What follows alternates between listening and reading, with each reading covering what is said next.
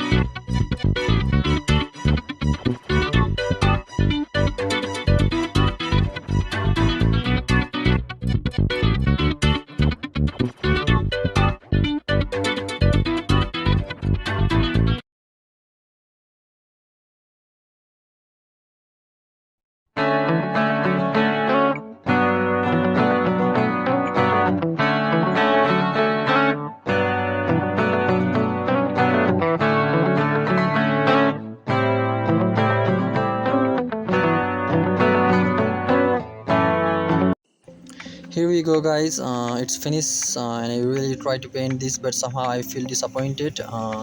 Anyway, I'm painting other stuff, and here's some of them. I don't know how much time really took to finish all three paintings, but the Yona drawing is finished, and I'm working for Kurumi drawing for from Dead or Leave.